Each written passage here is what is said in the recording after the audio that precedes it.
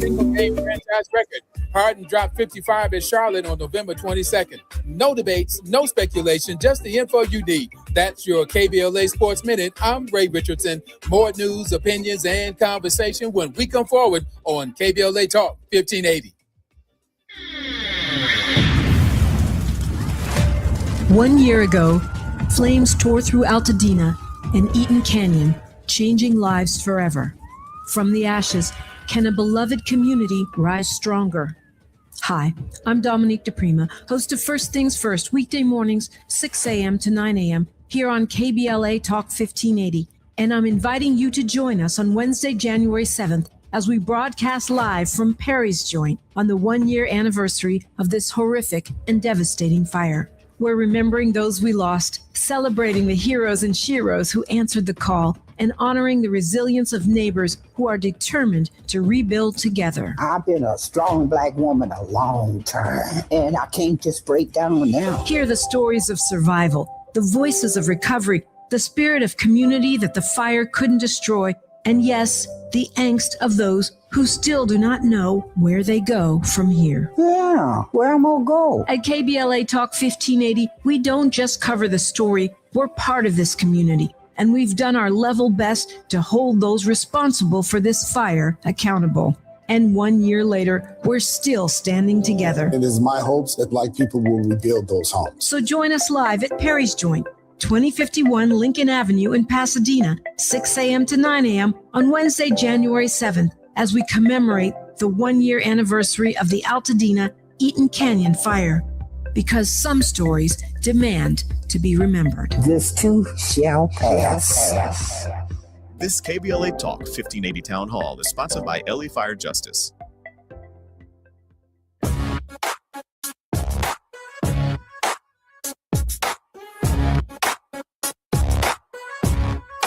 The Jesse Jackson Jr. Show. The Jesse Jackson Jr. Show. The Jesse Jackson Jr. Show. The Jesse Jackson Jr. Show. Come on and talk with me. Come on and listen to me. Come on and talk with me. Come on and listen. KBLA Talk 1580. It's Moving Mountain Mondays on the Jesse Jackson Jr. Show, our final Monday of 2025. Particularly honored and grateful that two of our regular contributing hosts are joining us, along with a very special guest. Diallo Brooks is an accomplished executive leader with over 25 years of expertise in nonprofit advocacy, strategic initiative development, and civic engagement. As the founder and principal strategist of Civic Vision Strategies, Diallo drives impactful change by helping organizations create innovative solutions to advance social justice, equity, and public policy reform. Atiba is former executive director of the National Black Caucus of State Legislators. He is a strategic alliance consultant and president of Party Politics US. He's worked as a TV contributor on BNC News, The Heat, In the Know with Mo, The Leslie Marshall Show, iHeartRadio, GovExec, and 96.3 WHUR. Diallo and Atiba, welcome forward to the Jesse Jackson Jr. Show.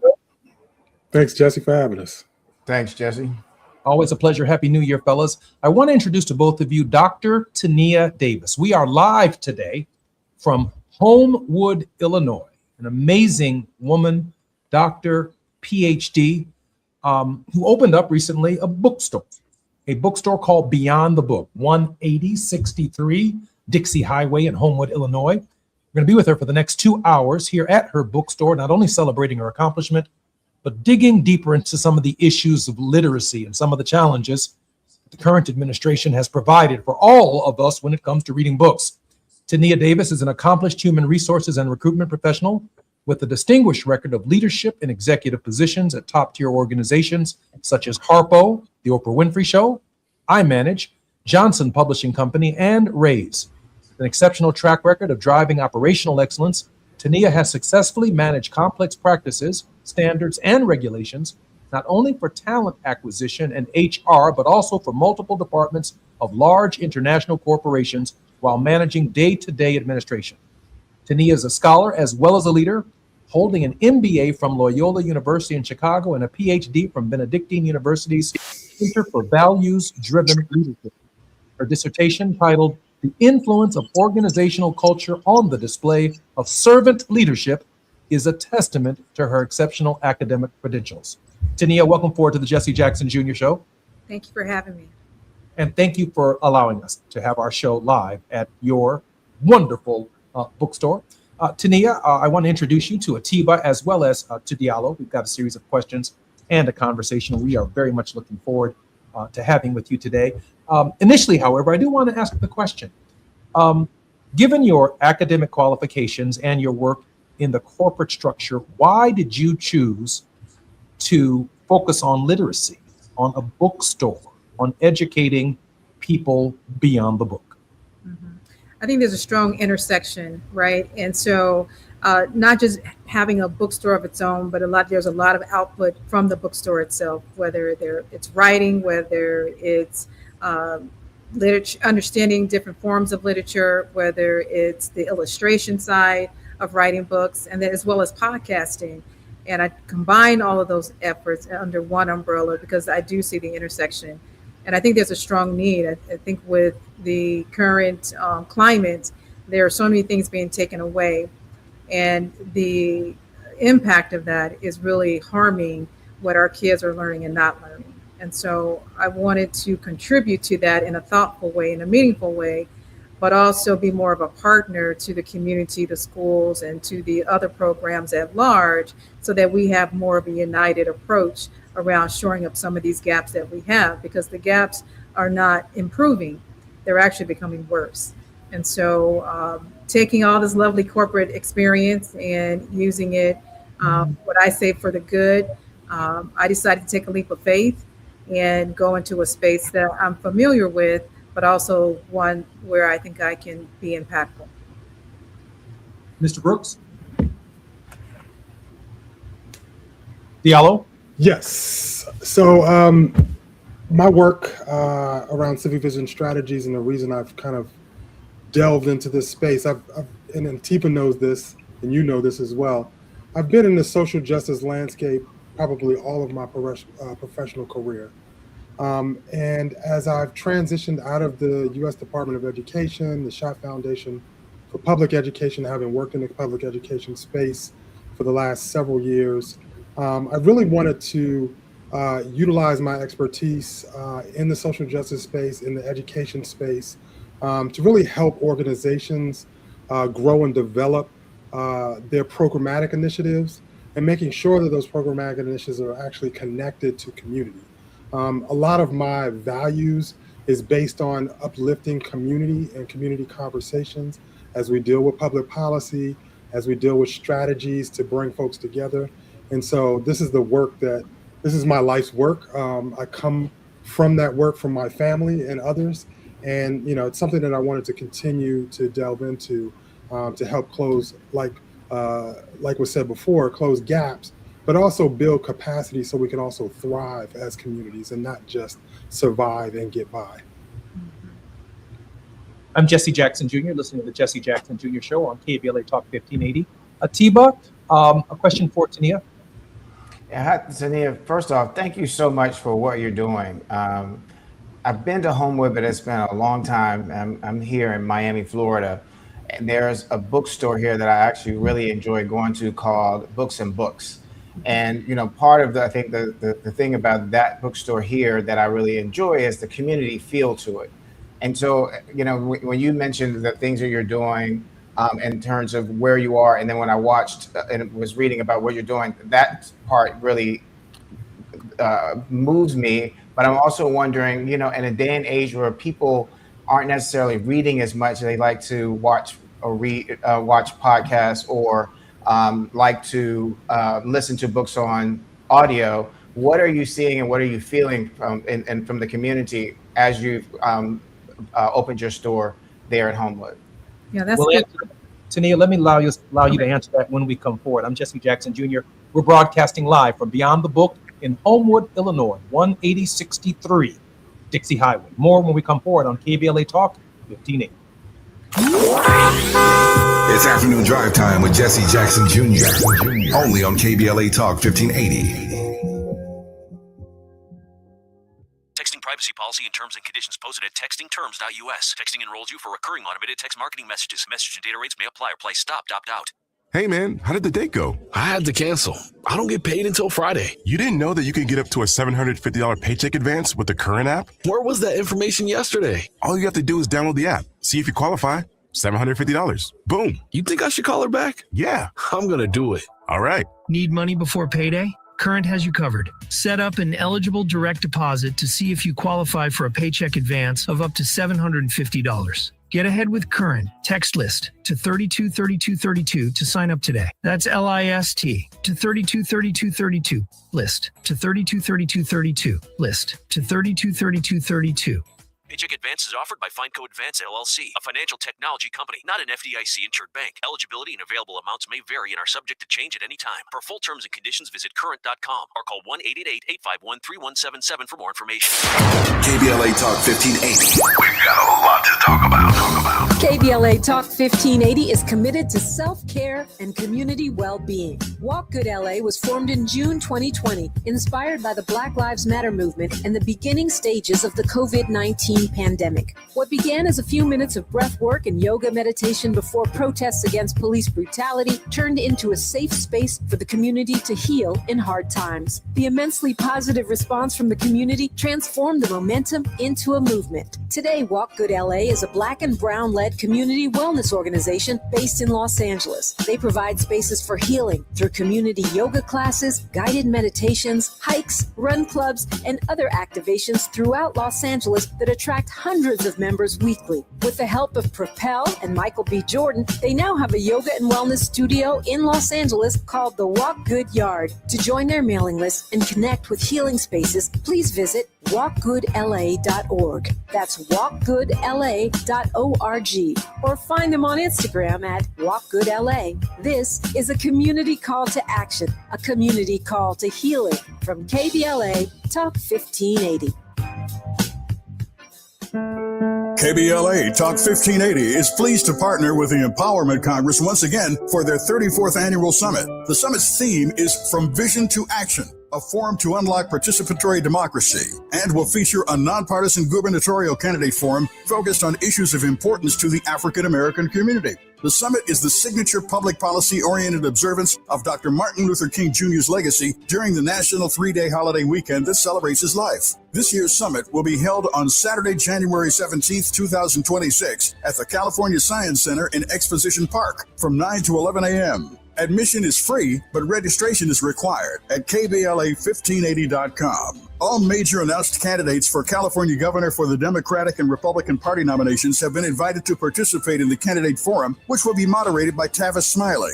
An all-star panel of journalists will pose questions to the candidates, and the forum will be broadcast live on KBLA Talk 1580. This is going to be a big year for local, state, and national politics. The political pulse of 2026 beats on KBLA Talk 1580. Now back to more of Jesse Jackson Jr. on KBLA Talk 1580. The Jesse Jackson Jr. Show. The Jesse Jackson Jr. Show. The Jesse Jackson Jr. Show. The Jesse Jackson Jr. Show. King Bobby drops the beat. Come on and talk with me. I'm Jesse Jackson. Listen to me. 1580. Our very special guest is Dr. Tania Davis. And just before we went to the break, Atiba had a question. Yeah, so Tania, the question, if we could go back, is what led you to open a bookstore? And I know it's called Beyond the Book, so could you tell us also the theme in terms of what Beyond the Book is, but also at a time when people seem to be getting away more so from reading books and more so to like listening to podcasts or watching podcasts or podcasts or listening to books on audio. No, that's fair. I've actually seen a nice blend of kind of both, not just podcasting itself, but getting back to the books. But what I see in the center of all of that is connection. I see people trying to form connection, whether it's through book clubs, whether it's through events in the store, whether it's through general interest groups. And I think that people are longing to find some sort of positive connection that they're missing. So that's one. The beauty of that is we're able to wrap that around different literary initiatives. So whether it's a workshop I'm running for, a writing workshop for kids, working with the school, so it's a collaboration, whether it's actually book clubs, there are so far I've engaged with 12 different book clubs, and this is within one central area and different age groups. And the more the, I would say the tweens and 30s, they connect to reading differently as well. They like to have a quiet time where they all kind of sit in the same room and read different books. And so they're connecting differently as well.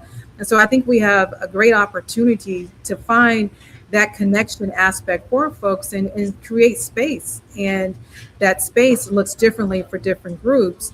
And I'm hoping collectively I can do that and offer it in a way that has sustainability, but also has a strong alignment with the neighboring schools. I do work with a group of teachers I use as a focus group where I understand their curriculum and I try to shore up the books here so that there is some sort of alignment of what they're teaching in their classrooms. And so when someone is buying a book here, there's some sort of relationship in that, right? And so that speaks to the collaboration.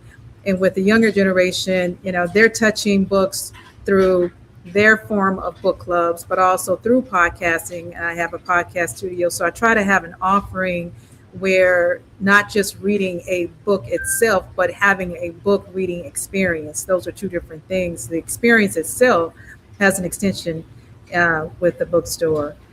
So I think there's a huge opportunity, and I think Chicago is a strong place for that. I've seen more bookstores open, community-based, community hubs that offer folks an opportunity to connect. And that's really what I'm seeing, to answer your question with one answer, is I'm seeing connection. People want to connect around topics. And typically people connect around food, right? And music. Well, and also around books. And I think we have a great opportunity to kind of bring some synergies there. Does that make sense? Yeah, it makes a lot of sense. Let me ask a quick question. I got the devil scared out of me this weekend watching one of these Jake Tapper shows. And he was talking about artificial intelligence and how so many young people. I'm sorry. Can you hold for 1 minute, please? Oh, absolutely.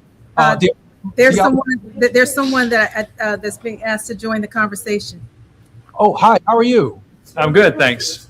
One of the customers. Just to walk in. Hi, I'm Jesse Jackson Jr. Welcome forward to the Jesse Jackson Jr. Show. Welcome. Thank you. Thank you so much. We were just talking with Tania about the contribution that the bookstore represents to the community, and would like to hear and welcome your insights on how important the idea of reading and books are at this hour in American history and American development. Yeah, thank you. I've been here before, new bookstore, and it just popped my head in, and Tania is very welcoming, and we were talking about homeschooling. We homeschooled all three of our kids until they got to high school.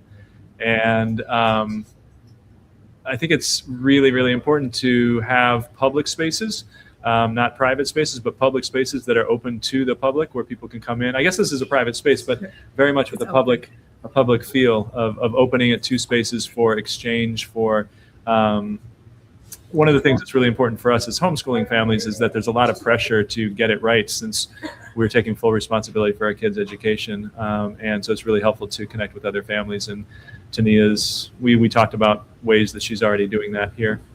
Diallo, I as many times as you guest hosted on the show, I don't think we've ever really covered homeschooling. Diallo, your thoughts on homeschooling? So you put me on the spot, Jesse, around homeschooling. I mean, I think in this country, we have to have a variety of ways of supporting and educating our young people. And, as parents, and I'm a parent, as well, we have to make the best decision for our own children and how they're able to develop in this world. I mean, I'm a public school kid. I went to public school. All my kids went to public schools. It worked for them. There was some challenges within that environment. And I know friends that have had their kids homeschooled or gone to private schools or gone to other schools. What I like to focus in on is making sure that all communities have the access to high quality education that gives them the tools to be successful young people, but also become successful and productive adults in this world, and making sure that we invest in the structures that are necessary to make that happen. Dr. Davis, did you want to respond to that?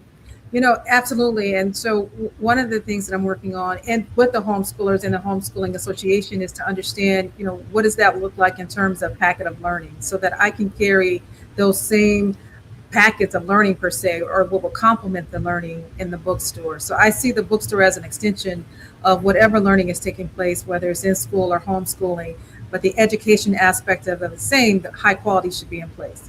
And so that I'm always asking for feedback and checking in with the parents and the teachers to make sure I get it right, because being an extension of that, it's really understanding the need. And I think that's the most important aspect of it. Dr. Davis, just before we go to further questioning, my producer was sharing with me, Atiba, that you have an experience with having attended a particularly amazing school in Washington, D.C., and it was producing so many successful people that the opportunity closed. Atiba?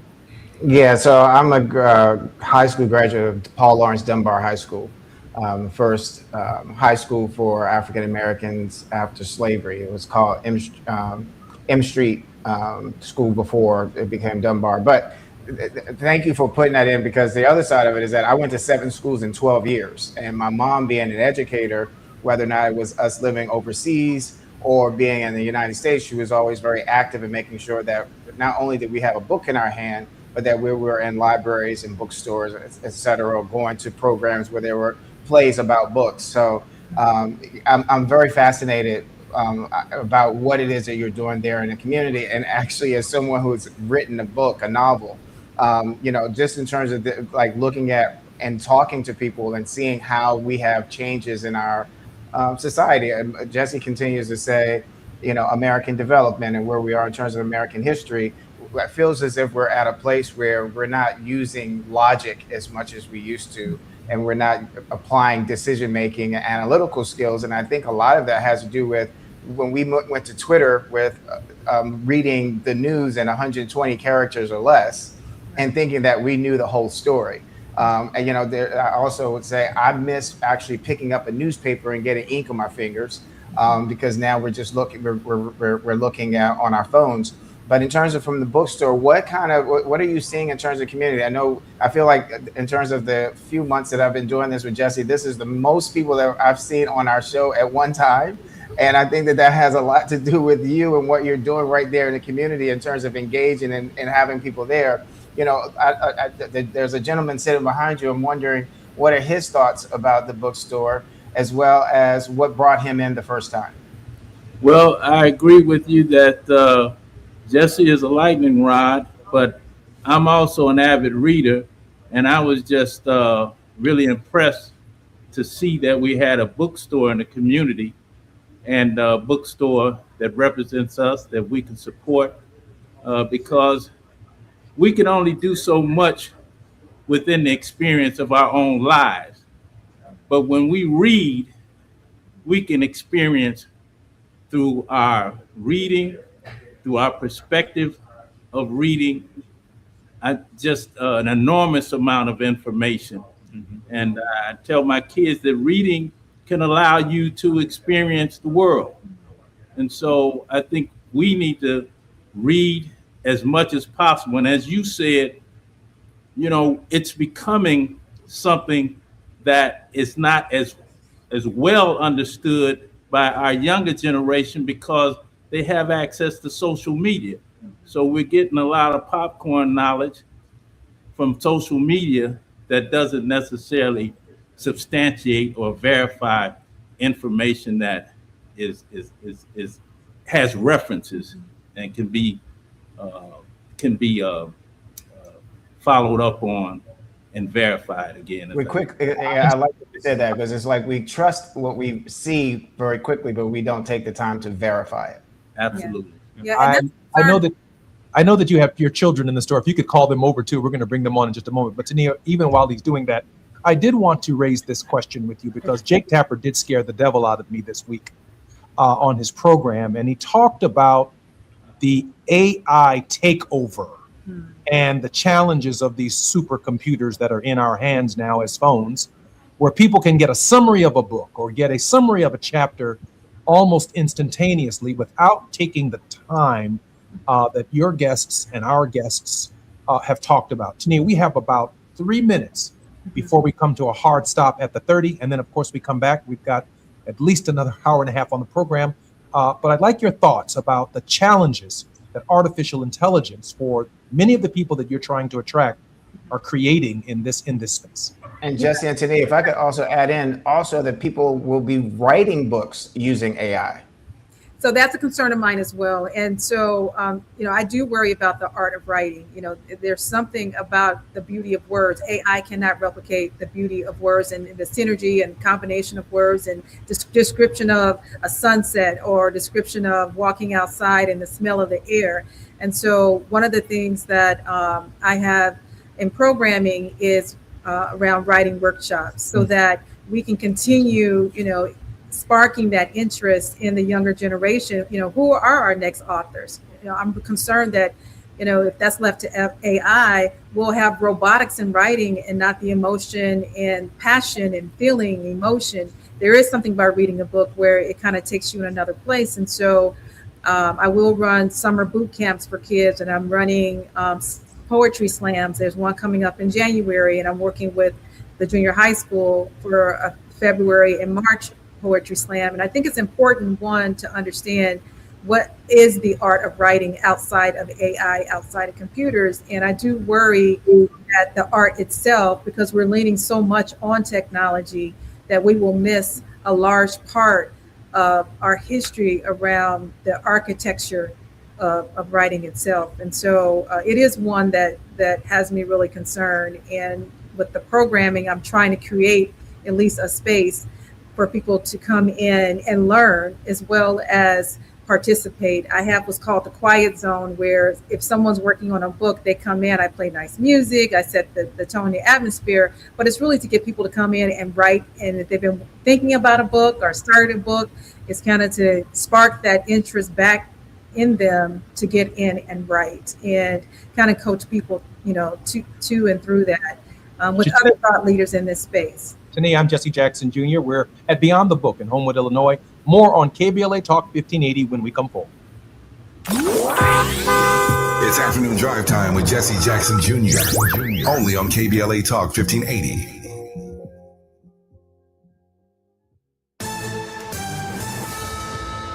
Amber Payton with BIN News Now. Black New York City Mayor Eric Adams says more than 25,000 illegal guns have been taken off of city streets since he took office. Getting thousands of guns off the streets has helped drive a 55% decrease in shootings. Adams and NYPD Commissioner Jessica Tisch say shootings have hit record lows for 12 straight months. The Trump administration is reportedly investigating major U.S. companies over their diversity programs. Wall Street Journal reports Google and Verizon are among firms facing Justice Department probes as the administration moves to eliminate DEI efforts across government and the private sector. And Black pro boxer Anthony Joshua was reportedly involved in a car crash in Nigeria that killed 2 people. Authorities say Joshua suffered minor injuries and was treated at a hospital. Get BIN News Now on demand 24/7 on the iHeartRadio app. Some good news in Sherman Oaks on the 101 northbound, right before you get to Sepulveda Boulevard. Got that crash cleared from the 2 right lanes. Now on the 101 southbound, right at Woodman Avenue, a new accident reportedly over on the right shoulder. In Diamond Bar, 57 North, right at the 60 East. They're trying to clear a new accident there. And in Anaheim Hills, on the 91 West, right at the 241, they're holding lanes, doing a break, trying to fill some potholes. Got issues with youth or high school sports? Positive Coaching Alliance can help. PCA, a national nonprofit, offers more than 1,000 free online resources for youth and high school sports coaches, parents, students, and administrators. Visit PCADevZone.org. This is the KBLA Sports Minute with Ray Richardson. Clippers coach Ty Lue did something Sunday night that may not have ever been done before in the NBA, or at least in the last 50 or 60 years. For Sunday's game against Detroit at the Intuit Dome in Inglewood, Lue's starting lineup featured 5 players over the age of 30. Nicholas Batum and Brook Lopez are the oldest at age 37. James Harden is 36. Kawhi Leonard is 34. Chris Dunn is 31. In this day and age of youthful players around the NBA, a senior lineup such as that is very rare. The decision by Lue to go with experience paid off. The Clippers beat Detroit 112-99 to win their 4th straight. The old guys have a chance to catch up on their rest. The Clippers' next game is Thursday night at home against Utah. Kawhi's career-high 55 points Sunday tied Harden for the Clippers' single-game franchise record. Harden dropped 55 at Charlotte on November 22nd. No debates, no speculation, just the info you need. That's your KBLA Sports Minute. I'm Ray Richardson. More news, opinions, and conversation when we come forward on KBLA Talk 1580. 1 year ago, flames tore through Altadena and Eaton Canyon, changing lives forever. From the ashes, can a beloved community rise stronger?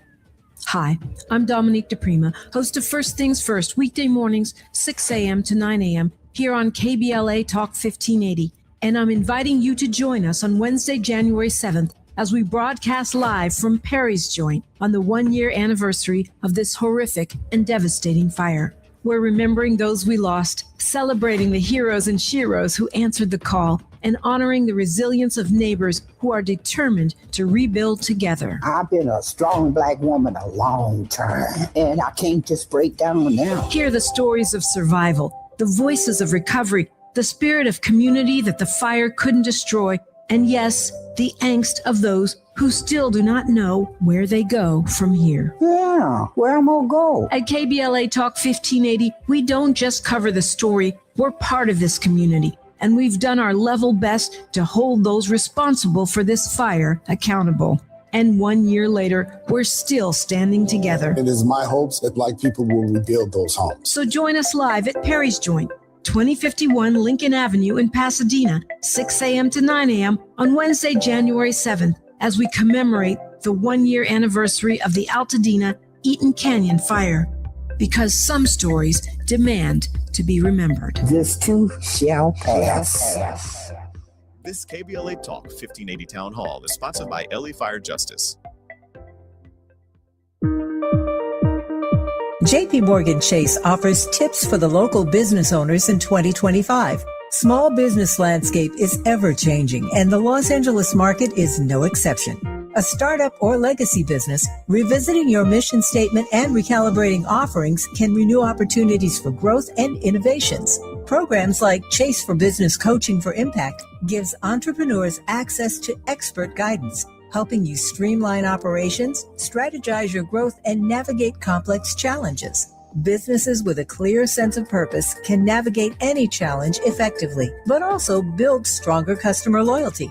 Visit chase.com/coaching for impact for more information. This segment is sponsored by JP Morgan Chase.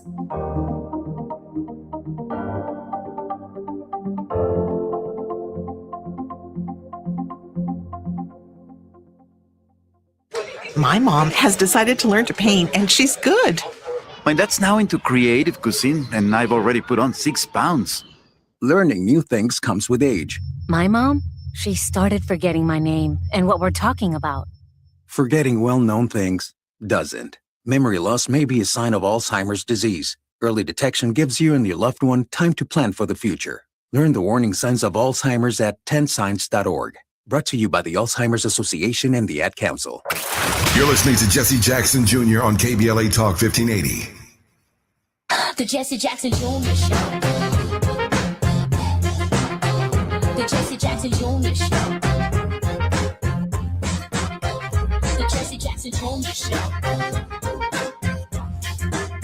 The Jesse Jackson Jr. Show. King Volley, drop the beat. Come on and talk with me. Come on and listen to me. Come on and talk with me. Come on I'm Jesse Jackson Jr. You're listening to the Jesse Jackson Jr. Show on KBLA Talk 1580. Our regular contributing hosts, Diallo Brooks and Atiba, are joining me with a very, very special guest, Dr. Tania Davis. Is an accomplished human resources and recruitment professional with a distinguished record of leadership in executive positions at top-tier organizations such as Harpo Productions, The Oprah Winfrey Show, iManage, Johnson Publishing Company, and Raise. With an exceptional track record of driving operational excellence, Tania has successfully managed complex practices, standards, and regulations not only for talented acquisition and HR, but also for multiple departments of large international corporations while managing day-to-day administrative activities. Furthermore, she is recognized as a community leader who demonstrates a particular care and interest in mentoring the next generation of leaders and volunteers. Her efforts were acknowledged by the United States Senate as she received congressional recognition for inspiring the world's future leaders. And as an entrepreneur, she is the owner of Beyond the Book. I'm broadcasting live today at 18063 Dixie Highway in Homewood, Illinois. And our very special guest is Dr. Tania Davis. Dr. Davis, welcome forward to the Jesse Jackson Jr. Show. Thank you. And I'm joined with a guest of the bookstore. Oh, I'm so particular. Can you give me our guest's name, please? Hello, my name is Aaron Wilson Alstrom. It's a pleasure to be here. Thank you. Aaron, I'm so glad that you're with us today. I think I'm going to turn the next question over to Diallo. Sure. Dr. Davis, I'm going to respect your your education level. I wanted to ask you, I'm particularly excited about the community feel of your bookstore. And we talked a little bit before about kind of AI moving into spaces, but the need to have, particularly post-COVID, this community-based feel of a place that folks can not only just read books, but also gather as a part of a social construct. Talk a little bit more about why that's an important part of your design for your store. I think we're in such a polarized state that we're learning how to disconnect easily. And, we're not designed for that. And I think Homewood Flossmoor is a prime example of community that does it well. And I see the bookstore as an extension of that and as a hub to continue that thread of community connection, collaboration, and learning. Quite frankly, it's a very diverse community like others around the Chicagoland area. And I think there's something powerful when you can learn from each other and create space to learn and to grow, right? And so the extension of just the book, there's also different aspects of that. So whether it's something in an art form, or whether it's illustration, or whether it's poetry slams, whether it's workshops, or whether it's working with the homeschoolers, or whether it's creating space for the homeschoolers, what I am finding in my observation is that there's an aspect of connection that for some they have lost, and they're trying to find that again, right? And have a reason for it. I'll share a really quick example. We had the first book gathering for the bookstore, and there were over 45 people that showed up, and half the people in the room didn't know each other. There were 3 individuals that just relocated, one from Boston, one from New York, and one that actually moved from the city to the suburbs. And they formed a connection, and the following week they were having coffee with someone new. And they were more excited about that than the actual conversation of the book, even though everybody gathered for the book. And so that's just one of many examples. And, I think that this is something that we really need to get right. And if we can align that with something that is very critical in society today, and that's reading and writing, the art form itself, I think that just makes a stronger community. Mr. Wilson, why don't we bring you into the conversation? Your thoughts on that question raised by Diallo? Yeah, I think I lived in a co-housing community in Michigan for 10 years with my wife and my kids before we moved here. And we designed or had conversations about everybody who was a member of that community was part of shaping the policies of the community. And it was an example of doing democracy. And there's a way in which we talk about living in a democracy, but we don't practice that. There's a way in which we talk about living in a society. We don't practice society. We don't practice social conversation. So it was When I was in here talking with Dr. Davis before they held that event, Tania? Yeah, Tania is fine. Yes. My fault. It was exciting because she wasn't sure who was going to show up, and there's power in hosting a conversation and not being sure who's going to show up, and not knowing who's going to be sitting next to you, and then having a conversation together. We've very much through social media lost that art and that skill of having conversations, of hearing different perspectives, of talking with nuance as opposed to slamming other people and clapping back and all of that stuff. So I think what is happening here is powerful and needed. Atiba? There's so much to unpack. I mean, Diallo has talked about justice, and we've talked about homeschooling, we're talking about community. I'm going to go back and just make it a little bit more personal as a novelist, as someone who's written their first book. How does someone get their book into your bookstore? How do you identify what you want to offer to your readers? And do your readers often come to you and tell you maybe some of the things that they'd like to see in the bookstore? Both, yes. And so I take it very personally. Everyone that presents their form of writing, I read through the book because I want to be intentional, but I also want to be responsible. And I'm very concerned about content today and the writing that goes into the books. I've written 2 books myself, and I'm an award-winning author. And so one, I know the practice and the rigor that goes into writing a book, but I also know the challenges and struggles to launch that book out. So one, I create space for new authors. I have an entire bookcase just for local authors. And I also give them space for book signings. I host their book signings as well. So one, I encourage it. I create space for it. And then also I provide feedback, working with the publishers. I've seen all sides of publishing now, and I'm able to offer feedback and insight into how publishers will look at their work. And if there's an opportunity to tweak it, I provide that candor as well. I do think it's important in creating space and cultivating the next generation of writers, or even those that have been writing, to pass that on. So I'm creating these different hubs where current authors are able to also partner and mentor up and coming authors. But I think content is very important. I've seen some content extremely brilliant, and then, I've seen, honestly, AI generated as well. And I think that we have an opportunity to hone in on the authenticity of the writing, but also the holistic aspect of writing techniques itself. I'm particularly proud of Beyond the Book here in Homewood, Illinois, but I also want to indicate that in Los Angeles, where we're broadcasting live, the last bookstore, Skylights Books, Chevalier's Books, Book Soup, the Rip Bodice, and the Reparations Club are also bookstores, Tania, that are looking at this kind of model as interactive, connecting them to schools, connecting them to communities, and not just a room filled with books and shelves with books, but actually an enjoyable experience. Yes.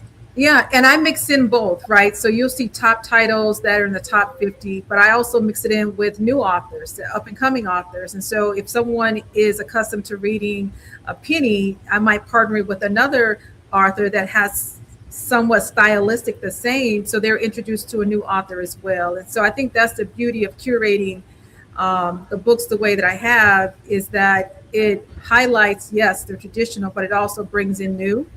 And I follow the analytics around that, and I look for patterns of reading behavior as well. I think there's some insightfulness around that. And then, in working with the younger generation, I call them, they're writing fantasy. So you have all these different dynamics of readers. Tania, let me just slow you down for 1 second. We'll be right back. Tania is going to be with us. I'm Jesse Jackson Jr., listening to KBLA Talk 1580, the Jesse Jackson Jr. Show. Our very special guest, Dr. Tania Davis. More when we come forward.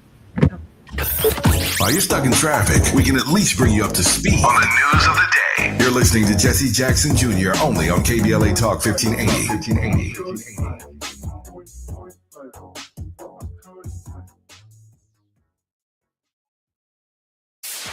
KBLA Talk 1580. We've got a lot to talk about. KBLA Talk 1580 reminds you, when we fight, we win. The Youth Justice Coalition is challenging America's addiction to incarceration and discrimination. YJC works to dismantle policies leading to mass incarceration, law enforcement violence, and the school-to-prison pipeline. Their approach, transformative justice, community intervention, free LA high school, legal defense, and system monitoring. YJC promotes safety without relying on prisons. Their goal, prevent system contact and help people exit the system through direct action, advocacy, and education. Want to get involved or need help? Call 323-235-4243. That's 323-235-4243. Join YJC in creating change. When we fight, we win. KBLA Talk 1580, your voice for justice. This is a community call to action from KBLA Talk 1580. If you've been diagnosed with moderate to severe plaque psoriasis, this is what it sounds like to be 1,000,000 miles away. Imagine being 1,000,000 miles away. Tremfya guselkumab, taken by injection, is a prescription medicine for adults with moderate to severe plaque psoriasis who may benefit from taking injections or pills or phototherapy. With Tremfya, clearer skin is possible. In clinical trials, at least 70% of patients saw at least 90% clearer skin at 16 weeks. Results may vary. Tremfya is also indicated for adults with active psoriatic arthritis. Serious allergic reactions and increased risk of infections and liver problems may occur. Before treatment, your doctor should check you for infections and tuberculosis. Tell your doctor if you have an infection, flu-like symptoms, or if you need a vaccine. Ask your doctor about Tremfya. Call 1-800-526-7736 or visit tremfya.com. Lena Bloom for the Bail Project. Imagine you're stuck in a jail cell and you can't afford bail and someone offers you a way out. Just plead guilty and you can go home and kiss your kids goodnight. What do you do? What thousands have. You plead guilty whether you are or not. Cash bail makes poverty a crime. That's why the Bail Project helps those who can't afford it while fighting to end cash bail. Because freedom should be free. Brought to you by the Ad Council.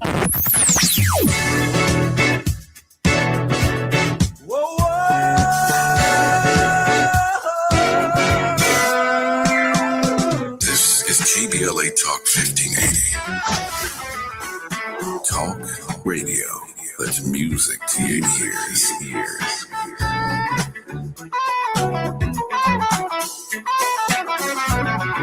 We're unapologetically progressive. KBLA Talk 1580.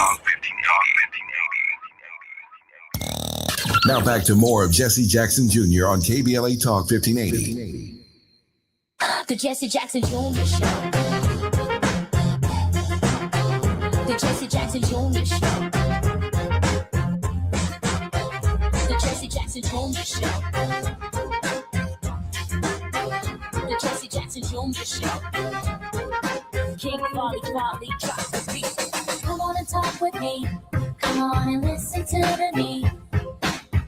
Jesse Jackson Jr. Welcome forward to the Jesse Jackson Jr. Show on KBLA Talk 1580. We're in Homewood, Illinois today at Beyond the Book with Dr. Tania Davis. Dr. Davis, I know that we're going to be losing Mr. Wilson in a moment. Mr. Wilson is an educator. He's a teacher.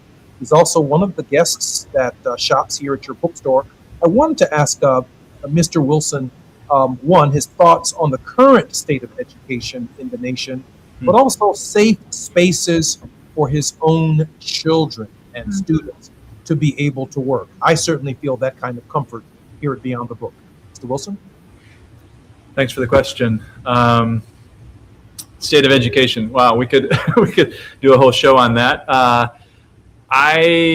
My sense is that kids are really hurting since COVID. That was an interruption. It was an interruption in terms of the kind of space that we've been talking about, not just of having information go into one's brain, but doing that in a social space. We learn a lot from one another. We learn a lot through relationships, and that really impacted relationships. And we've come back since then. And I think that COVID accelerated some of the digital divide that is happening. And I think that continues in schools. And I think when I was a teacher for 10 years.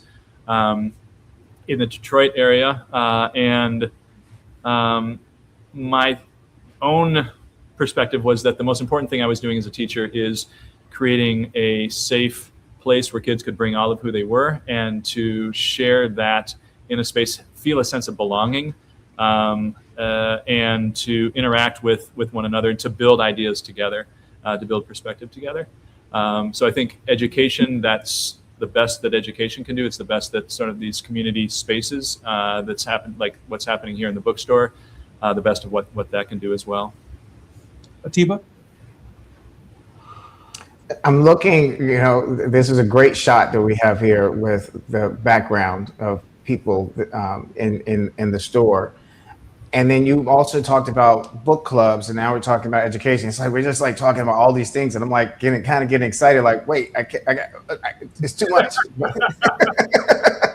But it's not like an overload. I thought it was like even appropriate when you were talking about COVID and pre-COVID, because some of the conversations now that I've been having with people is, and I'll take myself personally, is that it's taken me a while to really reinsert myself back into doing social stuff, because during COVID we became so much more like, hey, we're home. I don't necessarily want to be out there. I might get sick. In terms of how you're building community here, and how you're identifying things to attract people. Again, are there things that you're hearing from the community about what they're telling you that they would like to see that's been helpful too in terms of how you're attracting the community and getting them more engaged? And I say this because we also have seen large bookstores over the years come in and take the smaller bookstores, the smaller community bookstores that were there out. And I think Jesse you did a great job of talking about some of the stores that are in LA. And I think that that's what we have all over the country.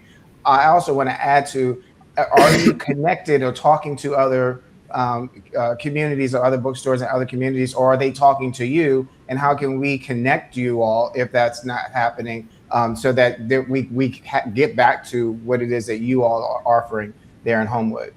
Absolutely. Well, again, I utilize the focus groups as a feed of information, which is extremely critical. I also run, as the output of that, I run a chess club for kids. Some of the parents were saying that that middle age group, there really isn't a strong hub for them. They get it in the high school, but not in the earlier stages, and that's really when they need to start. So I started a chess club. We're 8 weeks in, and there are 18 kids that attend faithfully, and the parents are fully participants. But also what I noticed, back to community and connection, these kids are forming their own community, right, where they feel they fit in. And I think kids right now want to fit in somewhere, and they want to feel that they have some sort of hub around them where is their peers, their parents, is more about feeling supported, right? And so I listen in and I ask for feedback consistently with the folks that come through the doors. And I think that's very important as I continue to build this, because it's a build with the community, right? Which is very important. And as it relates to other bookstores, before I even started this venture, stepping out from the corporate, I visited over 50 bookstores, and I conducted a SWOT analysis of each bookstore. And I did not want to build just a bookstore. I think it's really important in building a business aspect of it, so it has longevity. It has the tentacles that touches the schools and different events and aspects of the community, is to understand what does that community need. So yes, I work closely with not just local bookstores, but also bookstores in other states as well, that are also looking at how to reinvent where they are. And I didn't want to just have a bookstore. And so what you're hearing is more of an experience around the reading, but also I'm really trying to understand the behavior so that I can be a support system to the schools. I can be a support system to provide support systems to other community groups. So it's not just a bookstore in itself, if that makes sense. A lot of sense. I mean, and I grew up with a mother who opened a community center on a block where I grew up in Washington, D.C. She used to always say that the world is bigger than Farragut Street. And so it was not only that she was attracting people who were coming from other places, but it was that she had a summer camp that she actually called Camp on the Go, to take these kids to other places. And the guest who was on before, the gentleman who talked about opening a book and how it opens up your whole world. It feels as if today, in this day and time when we're still trying to get hopefully back to a place of civil discourse, that part of what's missing is our ability to imagine, our ability to see ourselves in other places. I'm like a kid in a candy store right now, just listening, and I look forward to coming to Homewood to your store, because and also telling other people about this, because I do believe that regardless of all the division and things that are going on in the country right now, part of it is that we're just not getting to know each other, and we get so. Can I just throw in? I get really excited about this. I'm so sorry to cut you off, but I got to throw this in.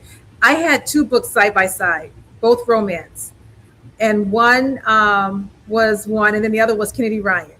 And the particular customer loves romance, and she had a kind of big, huge question mark about Kennedy Ryan. And I said, "Oh, if you love romance, you'll love this book." And she was like, "I don't know." And I said, "No, just try it." And she loved the book. It transcended, right, her perception by visually what she saw, but more of the content itself. Mm-hmm. And that is what I want to create. That is what I want to create. And I didn't mean to jump in there, but please do. No, it's absolutely fabulous. I just want to add this. I am in Atiba Diallo. I am in the podcast studio of Beyond the Book. I mean, we are not in our traditional location. And I tilted the camera to kind of show you what Tania's insights have done. There's no Call of Duty here. There's no big screen television sets and games for children to play.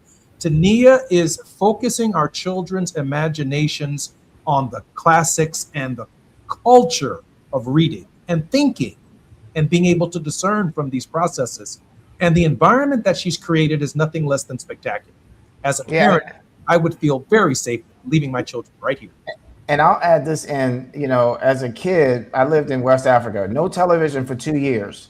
I read over 300 books in a year. And it was because we didn't have television. So we had to create our own imagination. So my fascination with books started a very long time ago. I'm particularly impressed. I'm Jesse Jackson Jr. You're listening to the Jesse Jackson Jr. Show. This is our last Monday in 2025. We have an extended 2-hour program here at Beyond the Book in Homewood, Illinois. I want to thank Atiba and Diallo for joining us in the first hour, and I can't wait for the new year with both of you gentlemen as we prepare to come forward. Thank you so much, guys. Thank you. Thank you. Appreciate you. Thanks. Tania, I'll be back with Tania Davis more when we come forward on the Jesse Jackson Jr. Show on KBLA Talk 1580. Happy New Year, everyone. Our final 2 shows of 2025. KBLA 1580 Santa Monica. I'm Amber Payton with BIN News Now. A man will spend years in prison for a hate crime attack in Kent, Washington. Prosecutors say Aiden Hernandez Mayoral pleaded guilty after making racist remarks and stabbing a black woman on a Metro bus. She survived because she was wearing a puffy jacket. Sentencing is set for March. Black Maryland Attorney General Anthony Brown and a coalition of attorneys general have secured a court order blocking the Trump administration from imposing illegal conditions on FEMA grants. The lawsuit argues the administration was unlawfully interfering with emergency and disaster relief funding, and Brown says the ruling protects Maryland and other states' access to critical aid.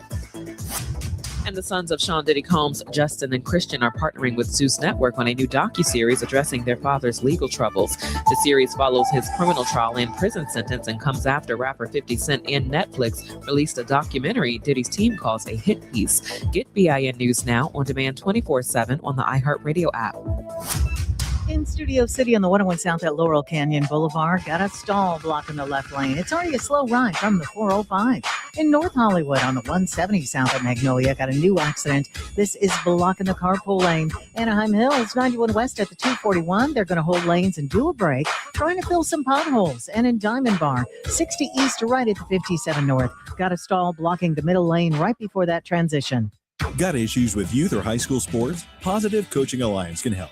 PCA, a national nonprofit, offers more than 1,000 free online resources for youth and high school sports coaches, parents, students, and administrators. Visit PCADevZone.org. This is the KBLA Sports Minute with Ray Richardson.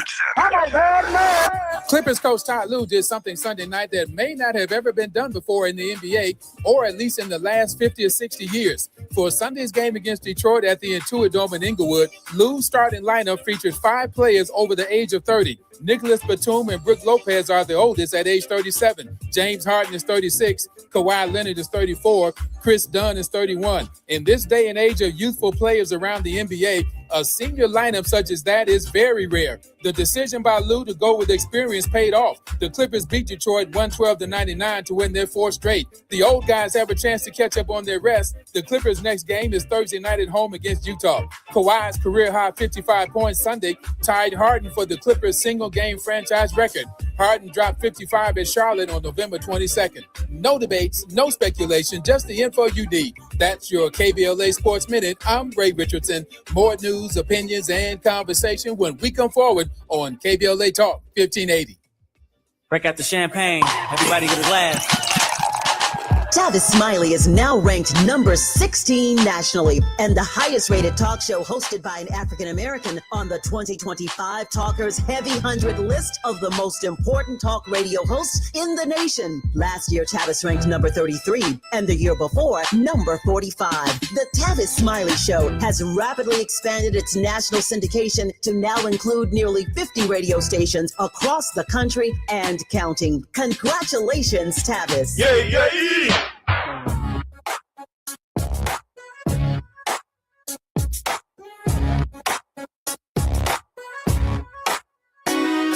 The Jesse Jackson Jr. Show. Oh, oh, oh, oh, the Jesse Jackson Jr. Show. Oh, oh, oh, the Jesse Jackson Jr. Show. Oh, oh, oh, the Jesse Jackson Jr. Show. Oh, oh, come on and talk with me. I'm just looking forward to the Jesse Jackson Jr. Show on KBLA Talk 1580. The Faith Not to Fall.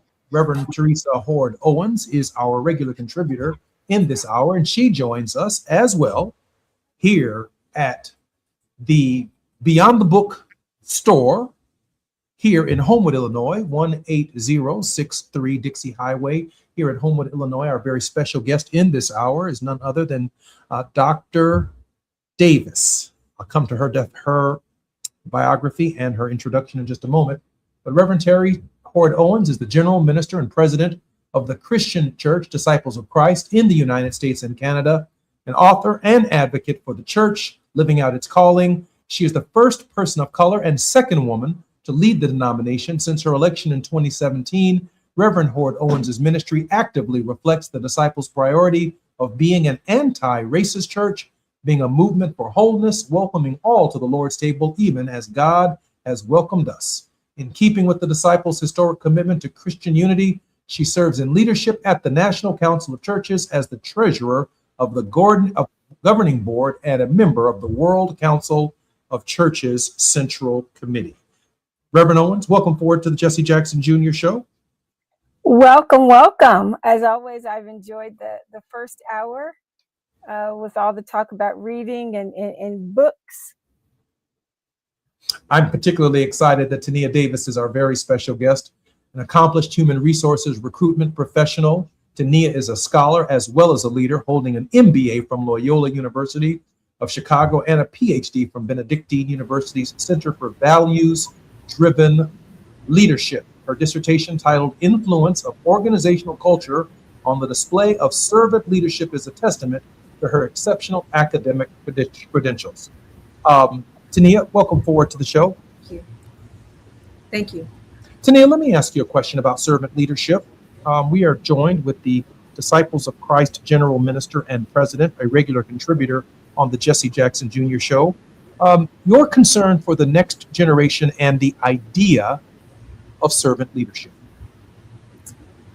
You know, I studied the behaviors, the impact and influence that servant leaders have on organizations, and there is a dramatic difference of a leadership style and output, meaning I've watched the leadership style influence the behaviors and growth of staff members. And I do think there's something to it, watching different leaders have a trajectory in organizations, and some having more success than others, and some being more respected than others, and then looking at staff members have a better experience than others. And I think how we influence, how we teach, mentor, and create space for all people is really important. I think servant leadership, there is a different dynamic that they add, where the value of it and output of it has more sustainability and longevity within organizations. And all the research that I've conducted shows that there is something to leading and caring, and it's not a weakness, and it's not a soft leadership, but it's actually a strength to be able to get the best out of the talent that's around you and identify where the superpowers lie, and help everyone have a strong experience within an organization based on the skills that they bring to the table. So the different dynamics of it, I think, is very important. I think it's more important today, where there are voices feeling not heard, and people feel that they are getting lost in the shuffle, or feeling that there's more of a dogmatic way to lead, and there's more of a spotlight on that behavior versus the behaviors that really help people thrive. I think there's a huge difference in that, and I've seen that throughout my career. I do want to acknowledge the presence of Tiba and Diallo, who are still staying with us. Madam President, your thoughts on Tania's response to the question of servant leadership and your experience in this realm? Well, I'm fully appreciative and respectful, certainly, of her study of the phenomenon, and it is what she's really bearing witness to is it has to be intentional, right? It has to be the work that we do to build leaders. People don't just pop up. People just don't develop in the ways that we would like to. Children just aren't raised without direction and formation. And certainly in my own work in the church, I love it when I'm the oldest person in the room. And that at my age now, that often happens. But it's time for us to make room for others. And the way that we do that is not just to let them run free, but we bring them, we come alongside them while they're early in their stages of development in leadership, ensure that they get exposed to different kinds of experiences. I think the more experience gives you preparation. The more preparation you have, then the more options you have. You encourage as much education as possible, not because you want people to pursue a particular vocation, but because you want to give them options, and you want to expose them to ways of thinking. You want to, even religious leaders, they need to be exposed to different religious traditions, different rituals, different communities. I'm loving being exposed to Dr. Davis's bookstore. My dad is Professor Emeritus of Africana Studies at Knox College in Galesburg, Illinois. I grew up in Terre Haute, Indiana, and during his journey through his master's and doctoral work, from the time I was about 7 years old, my brother, sister, and I had to read one book a week by or about Black people, or we did not get half of our allowance.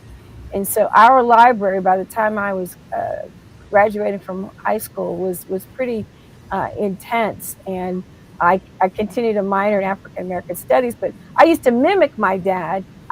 He gave me an old briefcase, and I put my Dr. Seuss and all my other little books, and I walked around like my dad did with a briefcase, because that's what I saw. I love books because that's what I saw. I was required to do it, but that's what I saw. And I think we have to help them see and give them these experiences. It's an intentional process. Mentoring is intentional.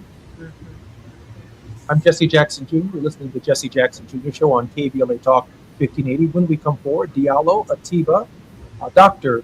Tania Davis, and the President and General Minister of the Disciples of Christ Church, our very special guests on KBLA Talk 1580, our last Monday in 2025. More when we come forward on KBLA.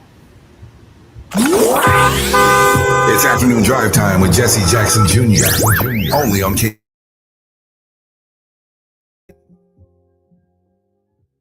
Privacy policy and terms and conditions posted at textingterms.us. Texting enrolls you for recurring automated text marketing messages. Message and data rates may apply or price stopped. Opt out. Hey man, how did the date go? I had to cancel. I don't get paid until Friday. You didn't know that you can get up to a $750 paycheck advance with the Current app? Where was that information yesterday? All you have to do is download the app, see if you qualify. $750. Boom. You think I should call her back? Yeah. I'm going to do it. All right. Need money before payday? Current has you covered. Set up an eligible direct deposit to see if you qualify for a paycheck advance of up to $750. Get ahead with Current. Text list to 323232 to sign up today. That's LIST to 323232. List to 323232. List to 323232. Paycheck advance is offered by FindCo Advance LLC, a financial technology company, not an FDIC-insured bank. Eligibility and available amounts may vary and are subject to change at any time. For full terms and conditions, visit current.com or call 1-888-851-3177 for more information. KBLA Talk 1580. We've got a lot to talk about. KBLA Talk 1580 reminds you that we keep us safe. Every girl deserves a chance to shine. That's the belief behind Forgiving for Living, Inc. Since 1999, this organization has been empowering at-risk girls ages 13 to 18, helping them overcome behavioral and mental health challenges. Founder Wendy Gladney's personal journey inspired the mission to give girls hope and purpose through the power of forgiveness. Through their ambassador program, workshops, and annual conference, Forgiving for Living has touched over 3,000 young lives, providing mentoring, life skills, training, and tools for building self-esteem and confidence. You can make a difference. Visit forgivingforliving.org to donate, volunteer, become a mentor, or find help for a young girl in need. Forgiving for Living, Inc., building brighter futures for young girls. Visit forgivingforliving.org today. This is a community call to action from KBLA Talk 1580.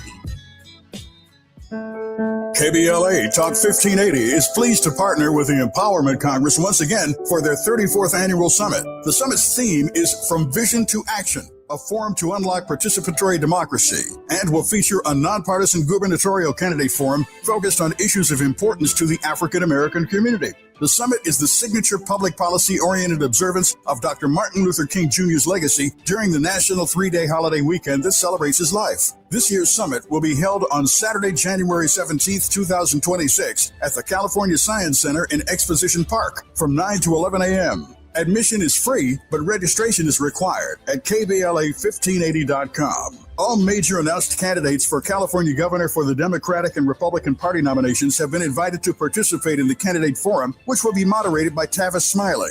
An all-star panel of journalists will pose questions to the candidates, and the forum will be broadcast live on KBLA Talk 1580. This is going to be a big year for local, state, and national politics. The political pulse of 2026 beats on KBLA Talk 1580. Now back to more of Jesse Jackson Jr. on KBLA Talk 1580. The Jesse Jackson Jr. Show. The Jesse Jackson Jr. Show. The Jesse Jackson Jr. Show. The Jesse Jackson Jr. Show. King Volley, drop the beat. Come on and talk with me. I'm Jesse Jackson. Welcome aboard the Jesse Jackson Jr. Show on KBLA Talk 1580. It's Moving Mountain Mondays with our very special guest, the President and General Minister of the Disciples of Christ Church, Reverend Terry Horn Owens. Our very special contributors, Atiba, as well as Diallo Brooks. We are at Beyond the Book in Homewood, Illinois. You all have got to see this space. Atiba, I can't wait to host your book, Saving Grace, right here at the bookstore. And Diallo, should you write a book, and I think several of them, I can't wait to host you here as well. And I think I got a couple of books I'm ready to re-release right here. The space is absolutely fantastic. 18063 Dixie Highway. You've got to see this place. Let me come forward to the question that was raised just before the break. Give Atiba and Diallo an opportunity to respond to this question of servant leadership. Diallo? Sure. So it's something that hits very close to my heart, particularly because of the work that I do. Working in the social justice space, I really believe that all of our work in leading organizations, should be around servant leadership. And also, I feel like we have to make sure that that servant leadership is based on the values of the work that we prescribe to others externally. And what I mean by that is that oftentimes within organizations, you see an external focus around certain values, but that internal value, the focus doesn't also turn internally. And so it is really important that leadership structures, leadership styles actually are married to the values in which you purport to the world. Meaning that if your values of fairness, of equity, of inclusion, of diversity, things of that nature don't exist internally, then you're missing the mark as a leader, as an organization, as a structure. And I think there's an intentionality about that. And I love, Tania, that you mentioned before around the fact that you have to be intentional with the thought process of bringing those values to the work. And it's important that we not only support that, but we also train folks and have the continued conversation. Because one thing I know about leadership is that it's a continued evolutionary process. Because we're individuals, we bring our own biases to the places and spaces that we're in. And we have to be intentional about unpacking those biases in ways that help to grow the folks around you. And for me, it's really, really important, particularly when you're working with a lot of younger staff members within organizations, is to ask those folks, where do they see themselves in 5 years, 10 years down the road? And how is this position, how is the work that they're doing, how am I as a leader helping to support that growth in that person that is working with me? And I think you get better outcomes within your organizations, within your structures, when you're truly caring about the folks that you work with, but also not just caring in words, but caring in actions, meaning doing the things necessary to create healthy environments for those folks to flourish and to thrive. Let me ask Tania if you'd like to respond to that first, but then I certainly want to hear Atiba's thoughts on servant leadership, and then return our program to the president and general minister. Tania? No, I totally agree with everything he said. I mean, I just put a bow on it, and I've seen evidence of that. And the intention behind it is so critical, because people know. They know if you're really trying, they know if you're not, they know if you're including them, and they know if you're not. Whether it's subtle or whether it's microaggression, people know. And I think we've seen enough evidence of that. So thank you for that. I agree with all of that. Atiba. So first off, one of the reasons why I really like being on this show with Jesse is that I'm always learning something new. To be honest with you, I never heard the term servant leadership until just now. And so I looked it up. But as all of you were talking, there was something that came to mind. One is something that Nelson Mandela said about being a leader, that a leader leads from behind, and that it was like herding sheep, that if the leader is out front of the sheep, when he gets home, he won't have any.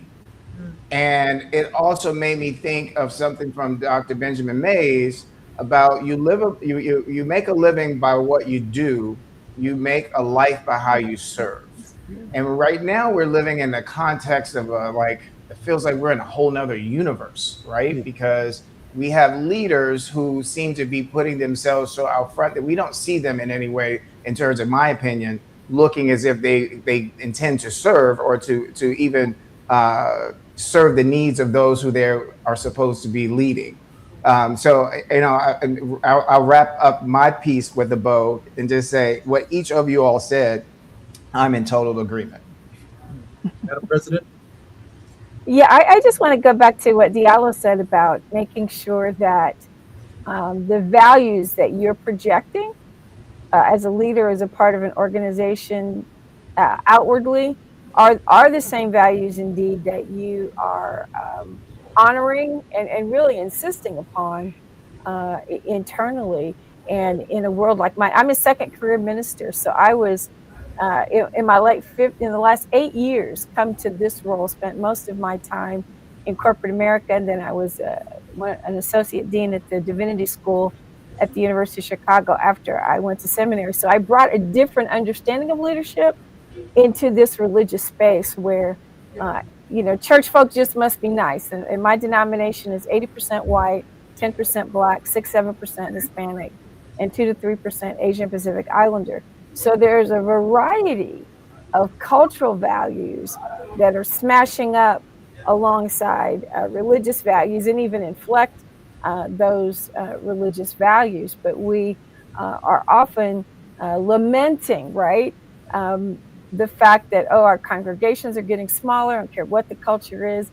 People are moving away from organized organizations of any kind, church, even fraternal organizations, civic organizations. And I'm just curious about what our guests today think about. How are we instilling these values? Where are the places where we're creating and incubating environments beyond, and even preparing people to do that in their homes, because those values are being instilled in different ways than they were when some of us were growing up. And we can lament that, or we can see how we in our own way can influence the installation of and incubation and development of these kinds of values in our young people. They're looking to different things to model themselves after. I find it somewhat concerning, and we're trying, not just me, but anybody who's in organized religion these days is trying to figure out. I'm not as concerned about the numbers of the people in the pews, as I am about our continued impact on social justice and society, and how my organization can help people understand that I really am committed to those values that I speak about. So I'm just curious, how are you all thinking about this? How do we instill the values? What structures, organizations do we need to create or maybe recreate in order to do that? Dr. Davis? I think Beyond the Book is creating space for the conversation itself, and everything with intention. I mentioned earlier, even with reviewing books that come into the bookstore from independent authors, right? I don't accept every all content. I look for content that aligns with the principles of the store, and I think creating the space for people to have the conversation. I think the conflict itself, we see that and we see the evidence of that, but what we don't see is how people resolve things. And so I think just having the ability to have the conversation and have disagreement is more critical than anything, because when I talk to the young people, they don't see that reconciliation. They see one or the other. Right. And so the word "and" is missing. It's you or that, you or that. And so that's polarizing. And if you don't have the word "and" or "if," then you're discounting some sort of agreement or some sort of reconciliation or some sort of conversation to have a difference of opinion. And so what I am very intentional around it Beyond the Book is creating space to have the different "and" conversations. And I have books that have different "and" so that we can start inviting different perspectives to have different conversations, to educate, to enlighten, or just to be present to hear something that is coming from a different voice. And that takes time, that takes repetition, right? But it also takes maturity in the room as well for those conversations to exist. In this moment, I got to say this, Atiba, it looks like the books that you and I have written have a hurdle to overcome before we get in this store. Diallo actually has a leg up because you talk with Dr. Davis before you. Curating his store. Yeah. He has a roadmap. Curating his store. That's funny. Diallo, did you want to add something? Yeah, I just wanted to say, I think one of the things that is really exciting and about this conversation is that if you look at a business model, I think this store is an example of like how you can create a socially conscious business, because it is a business. It's not a nonprofit entity that exists. And we haven't met before. I've never been to your store before. I'm in Washington, D.C. But just from like the conversation, I think leadership is something that is also modeled. And so when folks see that even in business practice, you can have a community-focused business practice that lives its values, that is welcoming to the community, but at the same time is developing a structure to be able to make a profit, because that's what you want to do as a business, but do it in a socially conscious way. And I think that's the kind of modeling of behavior. And I think to your question, Reverend, where do we go? We have to go to the places and spaces that people are. And so whether it's created community spaces like the bookstore, whether it's digital platforms that exist, the modern era is going to be the modern era. And so we have to meet folks where they are to help model that behavior. And one of the things I love, Jesse, about this show, I think we do model that behavior by how you even run this podcast, right? How you even run this particular show is a healthy conversation that's leading into values, that's leaning into what leadership should look like, asking those strategic questions that folks need to have asked of themselves, and then allowing folks to grow into the places and spaces that they need to be. And I think as we model that with young people, as we model it even with adults, as we have healthy conflict, I think conflict can't be something that we're allergic to, but it's how we model how we have conflict and how we resolve conflict that helps other folks grow into leadership styles that are much more healthy, much more service oriented for communities. Madam President? Oh, absolutely. Going where they are. I have been at the helm with other people of a huge shift in our organization, changing governance, changing the way we gather as, our general assemblies, our big conferences. We're the only mainline denomination that allows every congregation to vote, and we're moving to a completely online digital space. I have a tech advisory group that's basically all millennials who are professional IT people, and trying to find other ways to use people, even on a volunteer basis, to bring their gifts for the health of the organization, but also to listen to them, to what they're saying about where the church needs to go and how the church needs to operate in order to continue to be relevant. That's culturally inflected by me being a Black woman. So I'm also listening to what the white people are saying and to what the Hispanics and the Asian and Pacific Islanders are saying. And my whole thing is we have to model our value of that everyone has a place at the table. And that idea of the and in the conversation is really an important value that I'm trying to imbue in a lot of different ways, which makes it very difficult in today's current environment. But my opinion is if the church doesn't lead in that area, it's hard to see how we can stay relevant. I'm Jesse Jackson Jr., listening to the Jesse Jackson Jr. Show on KBLA Talk 1580. This is a very special edition, a 2-hour special with Dr. Tania Davis, Diallo Brooks, Tiba, as well as Reverend Terry Hord Owens, our regular contributor in this hour on the Jesse Jackson Jr. Show. More on KBLA Talk 1580 when we come forward. It's afternoon drive time with Jesse Jackson Jr. Only on KBLA Talk 1580.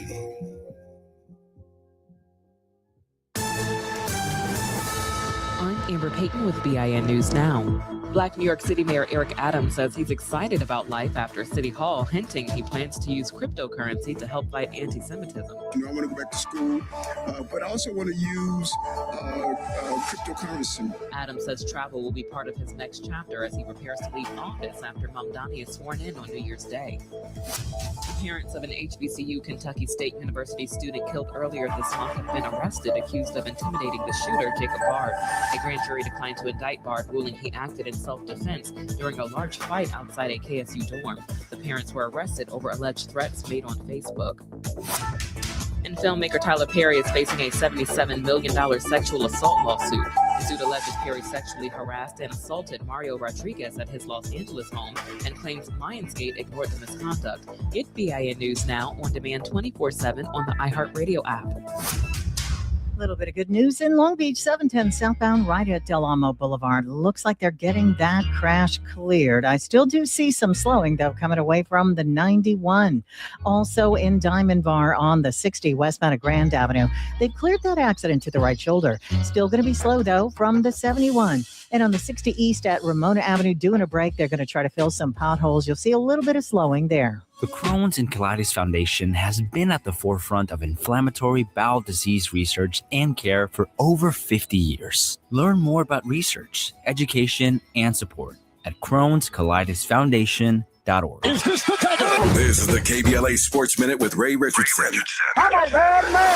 Clippers coach Ty Lue did something Sunday night that may not have ever been done before in the NBA, or at least in the last 50 or 60 years. For Sunday's game against Detroit at the Intuit Dome in Inglewood, Lue's starting lineup featured 5 players over the age of 30. Nicholas Batum and Brook Lopez are the oldest at age 37. James Harden is 36. Kawhi Leonard is 34.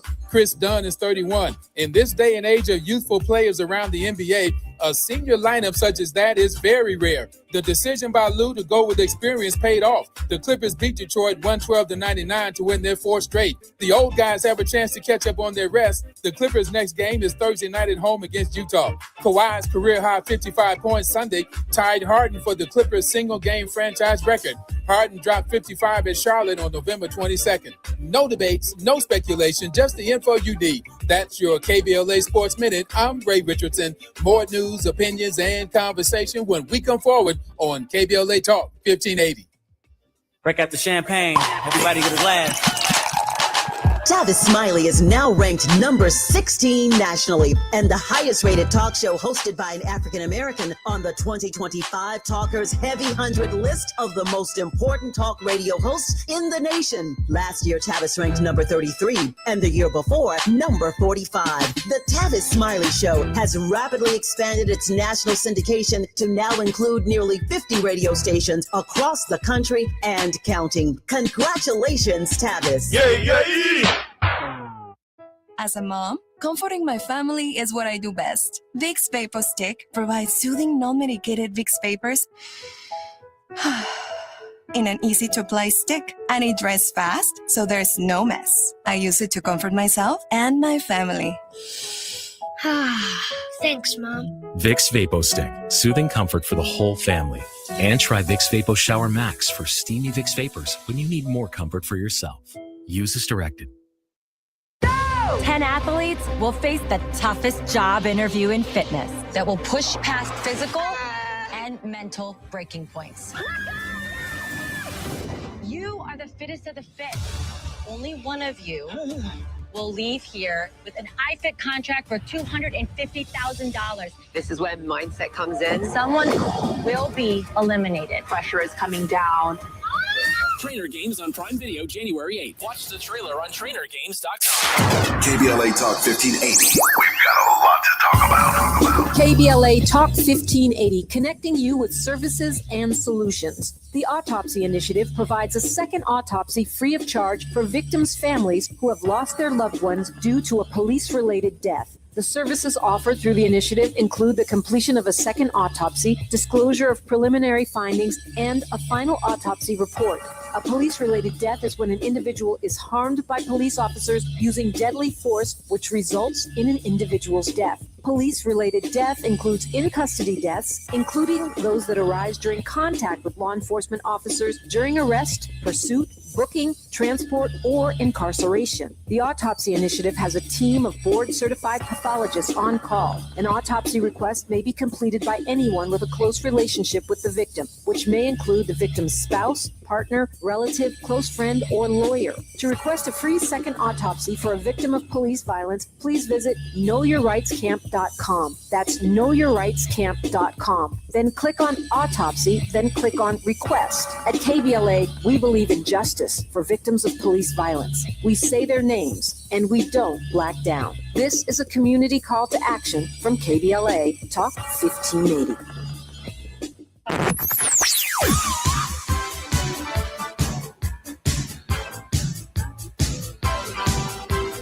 This is KBLA Talk 1580. Talk radio. That's music to your ears. We're unapologetically progressive. KBLA Talk 1580. You're listening to Jesse Jackson Jr. on KBLA Talk 1580. The Jesse Jackson Jr. Show. The Jesse Jackson Jr. Show. The Jesse Jackson Jr. Show. The Jesse Jackson Jr. Show. King Quality drops the beat. Come on and talk with me. Come on and listen to me. Come on and talk with me. Come on and listen to me. KBLA Talk 1580.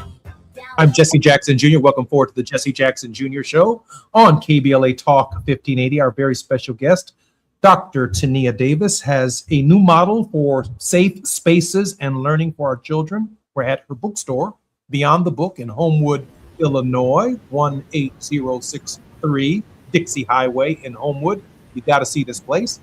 This is The Faith Not to Fall with Reverend Terry Ford Owens, our regular contributor on Mondays. I'm so grateful that the president is with us once again today, and Atiba and Diallo, regular contributors on the Jesse Jackson Jr. Show, are also present as well. I did want to ask a question of Dr. Davis on the question of intentionality.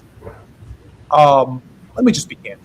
When I was in prison, I had a lot of books to read, and I had nothing but time to read them. I wasn't particularly interested in television. The television room is always fraught with lots of problems in the joint. And I have seen men, like I did, read more books, expand their horizons in this quiet space of incarceration in ways that I just can't do it on the outside. I mean, we're so busy, and we have these little devices in our hands, Dr. Davis, that are so consuming that if I didn't know how to play chess before the cell phone, I probably never would have played it or learned it in today's era. And so I keep hearing this word intentionality, Dr. Davis. How do we get there? How do we recapture this space? I would say take it one step at a time. And I don't try to solve for everything at one time. I just take one aspect of what I'm trying to solve for and intentionally, what is it that I'm trying to achieve, right? It's something as simple as creating the quiet zone. The quiet zone is just for that, to create space for people to come in and write, to have some sort of camaraderie and a very safe space, but also a quiet space to sit still, to write, to draw, or what have you. So I set the tone and the expectation around what we're trying to achieve and bring in like-minded individuals to do that and create space, and also hear the feedback to make that happen. I think there's just so much coming at us in terms of information, and we're flooded, that we try to capture all of it and solve for it all at one time. And I take it in segments and state what the objective is around each aspect of it, and get feedback along the way, and then execute it. And I have found that people are more responsive to that, because they too are trying to solve for many things at one time, and people are overwhelmed. Right. It's something as simple as getting back to writing. I mean, I hear the same thing from customers come in. They haven't been able to sit and read a book in over 6 months or a year, and they want to get back to it. And I say, well, let's start with one story at a time. Let's not, they're looking at 5, they have 5 books in their hands. And I said, well, clearly you're not going to do 5 books. So let's start with one. And where is your interest? What are you most interested in? And kind of just start from there and take those little tiny pieces and move towards something that people can feel that they are accomplishing something. Because what I found is, like, some people come in and grab a bunch of books and they don't read any, and then you kind of help them hone in on that one, and they're like, wow, I read through the book, now I want another one, right? And so just take people where they are. I heard someone say that earlier. Take people where they are and help guide them through where they're trying to go. Mm-hmm. A large aspect of that is listening. I find myself listening. Huh? No, no one. No, I listen with you. Let me ask the president a quick question, Madam President. Howard Thurman referred to these moments as centering moments, as the time that we take to find ourselves in the solace of space. Madam President. Oh, absolutely. And I'm in the middle of a 3-month sabbatical with Saturday on February 1. And as you know, Jesse, I've been talking about my kind of living with Howard Thurman's The Mood of Christmas during this season, and that notion of finding space and rest. And for many people in an academic environment, a sabbatical will mean it's time to read and write. Sometimes ministers will use it time to go and go on some sort of study trip. This sabbatical for me has been making sure that I am, to the extent possible, without commitments, and can choose how I spend my time. But the Thurman is really focused on that interior life, right, as a foundation for everything else that we do, no matter what your particular spiritual or political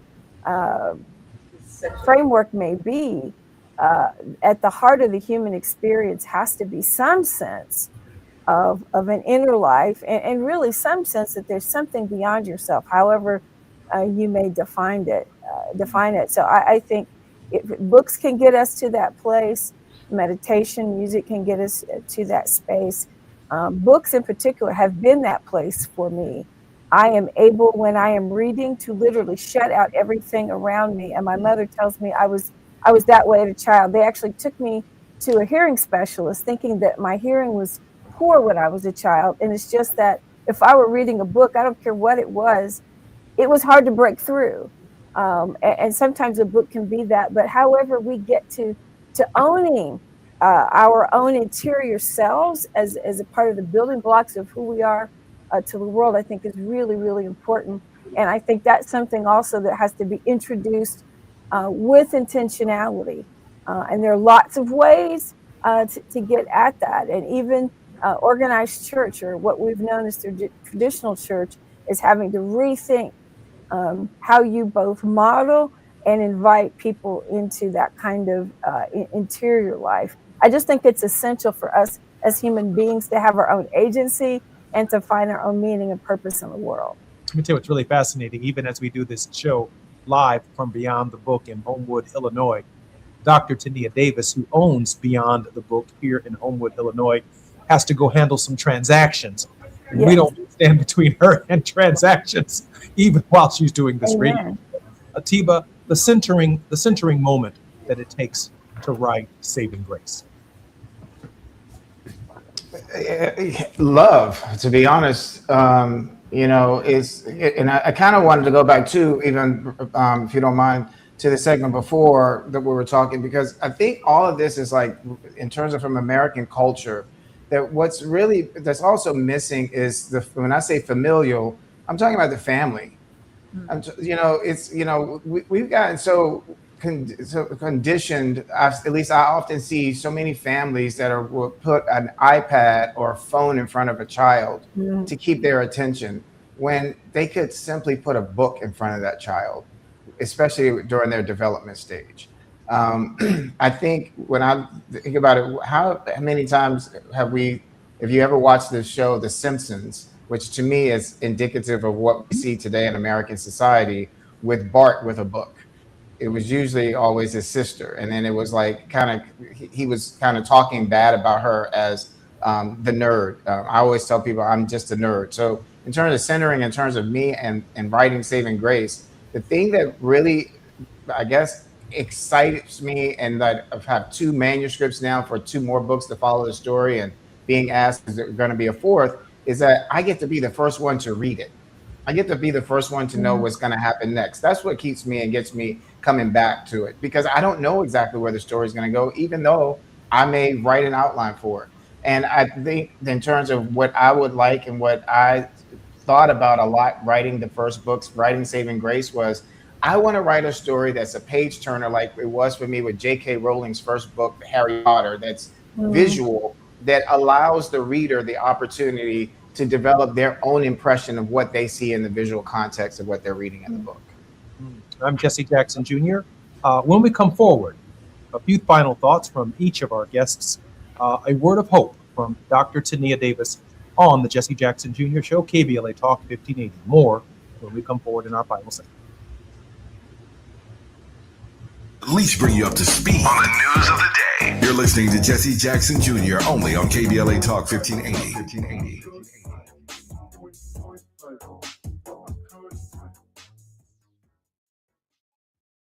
Is reviewing life insurance on your to-do list? Now's the perfect time to add it. A friend recently told me that securing life insurance sooner rather than later can help you lock in lower rates for years to come. So I bumped this up on my list and got it done. I called SelectQuote and couldn't believe how easy and affordable life insurance is. I'm 40 and got a $500,000 policy for $16 a month. My husband's also 40 and his $500,000 policy was only $18 a month. Plus, with SelectQuote's same-day coverage, there was no medical exam required, and we were covered by the time we hung up. Knowing I have this checked off my list feels amazing, but the peace of mind knowing my family is protected feels even better. Call SelectQuote at 1-800-729-7070. That's 1-800-729-7070. Or go to SelectQuote.com to get your free quote today. That's 1-800-729-7070. Details on example rate at SelectQuote.com. Are you coughing a lot, especially at night? Are you often short of breath? Are you using your rescue inhaler often? These could be signs that your asthma is not under control. To keep your asthma in check and help prevent an asthma attack, ask your healthcare provider for an asthma action plan. This is a personalized plan you create with your doctor that shows you what to do and what medicines to help control your asthma and to use when you're having a hard time breathing or when you're having an asthma attack. Please don't wait until you're having an asthma attack. Do something about it now. Schedule a visit with your healthcare provider today to make that action plan and take control of your asthma. For more tips and resources on the management of asthma, visit luma-edu.com. This message is brought to you by Amgen and AstraZeneca. KBLA Talk 1580. We've got a lot to talk about. KBLA Talk 1580, connecting you with services and solutions. The Los Angeles Regional Food Bank is on a mission to fight hunger and provide nutritious food to those in need across our community. They partner with federal, state, and local programs advocating for better policies and funding for critical hunger relief programs like Cal Fresh, the Emergency Food Assistance Program, and the Child and Adult Care Food Program. The food bank works with coalitions and local representatives to make sure hunger is addressed in every district of LA County. They also run nutrition education campaigns, raise hunger awareness, and source nutritious food for distribution, all while supporting regulations that allow food pantries to operate safely. Want to help? Visit lafoodbank.org or call 323-234-3030 to volunteer or find a food bank near you. Together, we can ensure that no one goes hungry in Los Angeles County. This is a community call to action from KBLA Talk 1580. Now back to more of Jesse Jackson Jr. on KBLA Talk 1580. The Jesse Jackson Jr. Show. The Jesse Jackson Jr. Show. The Jesse Jackson Jr. Show. The Jesse Jackson Jr. Show. King Volley, drop the beat. Come on and talk with me. Come on and listen to me. Come on and talk with me. Come on and listen to me. KBLA Talk 1580. I'm Jesse Jackson Jr. Welcome forward to the Jesse Jackson Jr. Show on KBLA Talk 1580. Our very special guest in this hour has been Dr. Tania Davis. We also welcome our regular contributor, Reverend Terry Ford Owens, the President and General Minister of the Disciples of Christ Church, and Atiba and Diallo are bringing the new year in with me, our regular contributors, during the week. I want to congratulate and thank all of our regular contributors. And let me give each of them a minute and a half for a final thought. The final word of hope will come, obviously, from our very special guest, Tania Davis. Mr. Brooks. Yeah, just a final thought. I think that, Your very special guest today is a great example of how to really merge business ideas with community, but also grounding it in what is of value to us as not only human beings, but specifically within what's really needed within communities. And I think as we go forward into the new year, is to remember that no matter what endeavor we're a part of, that is critically important that we bring our skills to bear to make sure that we're also connecting our community to the success that we'll see within whatever endeavor we're having. Because at the end of the day, we really want to create healthy, thriving communities that are connected, that are learning together, that are supporting each other. And so I just want to commend Dr. Davis for really doing the work that she's doing in her community, but also being an example for young people and just other community members about how to invest in a way that really creates real change. Happy New Year, Diallo. Happy New Year, Jesse. Atiba, a final thought. Yeah, thank you. And thank you for to the team for putting this show together and for this conversation. You know, I'm a very big believer that history may not repeat itself, but it definitely rhymes. And there are a lot of things that we can go back to our past and bring forward to I guess, modernize, but at the same time that we can really lean on and use. And my great-grandmother was incredible in terms of, though she had dementia, she was often repeating quotes. And one of the quotes that comes to mind right now is, "It's a good thing to remember, but a better thing to do. Always hang with the construction gang and not the wrecking crew." And I really want to commend you, Tania, for what you're doing, because I believe that you are constructing something incredible.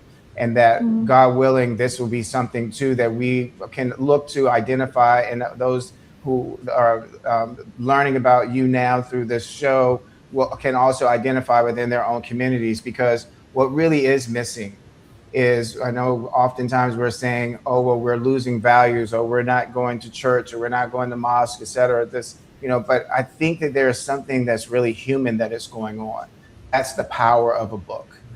There's something very human going on. That's the power of coming together and having conversations, even when we don't agree with each other, just listening to different perspectives. That's how I think that we learn. So thank you so much for what you're doing. Jesse, thank you so much for allowing us to be together. Diallo, of course, it's great to see you. And Reverend, I really appreciated listening to you today. And I wish you all a very, very happy and prosperous New Year. Happy New Year, Atiba. Thank you. Happy Thank New you. Year. Madam President, I think we have time actually for a double dose vote. Reverend Terry Horowitz. Well, it's always a treat to have this weekly conversation with Jesse. And I told the producer, I said, hey, I'm just listening. I don't even have to be brought in to the show today, because I thought what was being discussed was so important. But it dovetails nicely with my own work and my own thoughts and the impact I try to have on the world in terms of, my book, Staying at the Table, is really about that ability to listen, that ability to recognize that within each of us is the dignity that God created, and no one of us has the ability to take that away from any of us. And so being at the table, and for me growing up, books have been that gateway to understanding not only myself, but to understanding the world. And knowing my own history, there is still, my son, 30 years after I was in elementary school, wasn't getting any more Black history or dignity of his person as a young Black boy than I got as an elementary school person. So I always had to supplement that with books that I made sure that he had. Doing the same thing with my 3-year-old grandson, who is loving books. And when he opens the package, he says, "New books." He gets very excited about a new book. But that's intentionality, right? That's intentional. My dad was intentional with us. I've tried to be intentional with my son and down the road. So thank you, Tania, for creating this safe space where the community gathers to hear the stories of our people, but to hear the stories of all peoples, and to know that there are stories and histories that simply cannot be erased. And building up those social skills, right? To sit and talk with other people about what we've learned and discerned. That to me is a part of one's own interior life, as I said earlier. So I salute you, Tania. I'm going to have to swing by this bookstore before my travel schedule starts up in February and make sure I patronize you and perhaps buy some things for my grandson. But as Howard Thurman reminds us at the end of The Mood of Christmas, looking forward to the new year, he's both reflective, but he's also reminding us that God has promised that all things are always new. And for me, the understanding of God's limitless love for all of us continues to give me hope, no matter who's in the White House, no matter who's in any elected office, but helps to remind me that there is still more I can do and to not get discouraged. So I think that hope of future tomorrows is something that we must carry with us into 2026, and taking time, as I have said, to armor myself and prepare for what is ahead. My theme has been the growing edge. That's been my theme for the sabbatical, and I'm going to try to live on that growing edge going into the new year. So happy new year to all of you, and continued blessings on all that you do in your communities, and may God prosper you in all sorts of ways because of it. Happy New Year, Madam President. Happy New Year. Happy New Year. Final word of hope, Dr. Tania Davis. Well, first of all, Reverend Owens, that was amazing. And I think it's so important that we don't let stories die. And my last words encourage all of us, look at books as gifting for 2026. So as we look at, whatever gifts and toys and things like that, I think the best gifts that we can give kids is the book of knowledge and the stories that have been so wonderfully crafted, that we not only give them the book, but also tell the stories and how some of these books came about to be. And I think that's so important to understand the stories behind our stories. And so I'm encouraging everyone to look at not just storytelling itself, and as we gift books, not for the sake of buying a book, but understanding what that book brings to the conversation and to that child's growth and development. That would be my cry out, is to really be intentional about how we're gifting the next generation of readers with books. I am so grateful for all of our guests and our regular contributors, particularly Dr. Davis. I want to take this opportunity to wish a happy birthday. 29 years old on the 29th. He is our engineer, Taz Scott, who comes to this show every day. He's behind the scenes, and we brought Taz forward for the final minute of our show. Taz, happy birthday. Thank you so much, Mr. Jetty. Thank you so much, man. So glad and so proud that you've worked with us, and please hug your mother and your father for us, two extraordinarily wonderful people who also have worked in the background of our show since its inception. Taz, happy birthday and happy new year to all. I'm Jesse Jackson Jr. You've been listening to the Jesse Jackson Jr. Show on KBLA Talk 1580. Please keep KBLA Talk 1580 on your recurring contribution and support list going into the new year. This is going to be a very, very important political year, and we're going to need Tavis Smiley more than ever. More when we come forward on KBLA Talk 1580. I'm Jesse Jackson Jr.